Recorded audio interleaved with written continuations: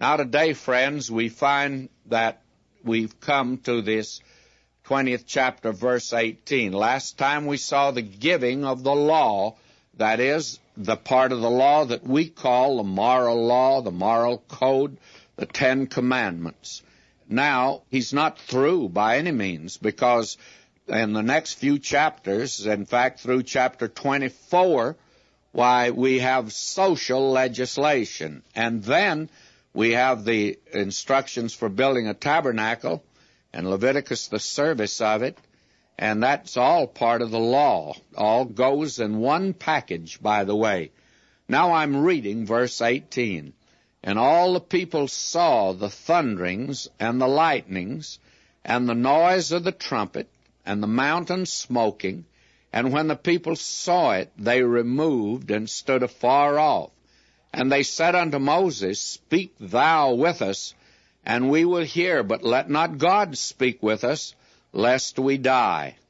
Last time we called attention to the fact that the giving of the law is not a beautiful, a pretty thing. There are people that think that it is, and they are generally the folk that haven't read very much about it, that it was wonderful that God gave the law on Mount Sinai. Well, it's not presented to us that way here in the Scripture. We saw before the thunderings and the lightnings and the danger that was, and now the people, very frankly, they backed off as far as they can get. And they tell Moses, we're afraid, but we want you to speak to us, but not the Lord. And verse 19, and they said unto Moses, Speak thou with us, and we'll hear, but let not God speak with us, lest we die. Children of Israel didn't think it was pretty. And then verse 20, and Moses said unto the people, Fear not, for God is come to prove you, and that his fear may be before your faces, that ye sin not. You see, the law presented a very high standard. The law of the Lord is perfect. Nothing wrong with the law. And it demands, therefore, perfection.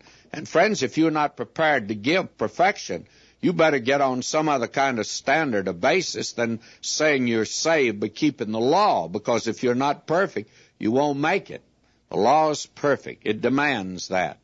And I thank God that under grace, he'll take a poor sinner like I am. Grace reveals something of the goodness and wonder of our God. Now, he continues on here, verse 21, and the people stood afar off, and Moses drew near unto the thick darkness where God was. And the Lord said unto Moses, Thus thou shalt say unto the children of Israel, Ye have seen that I've talked with you from heaven.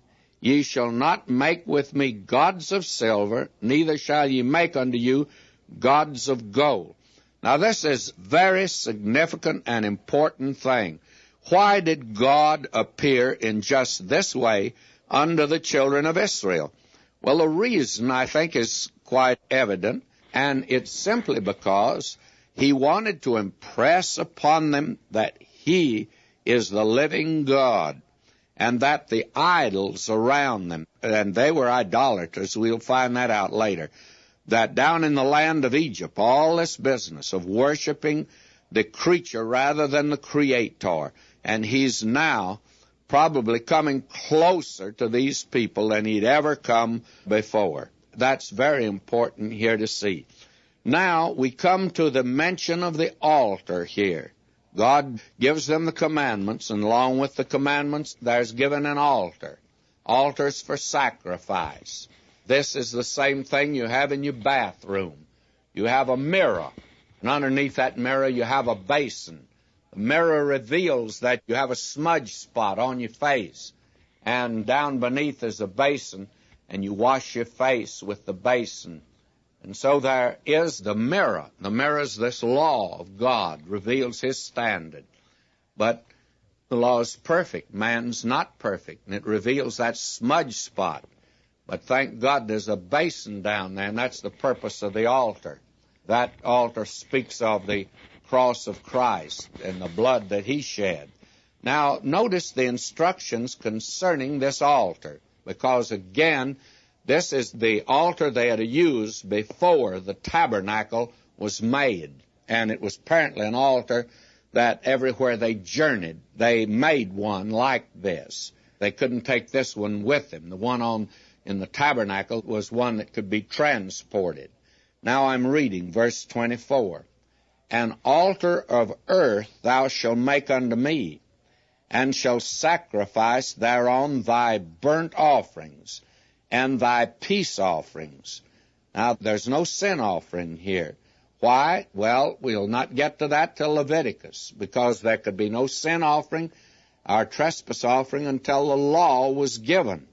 The peace offering reveals that man needs a sacrifice that reconcile him to God, and that Christ did make peace by the blood of his cross. And the burnt offering speaks of who he is, his worthiness, his ability to save. Now, this altar that's to be made of earth was the place they were to sacrifice burnt offerings, peace offerings, thy sheep and thine oxen.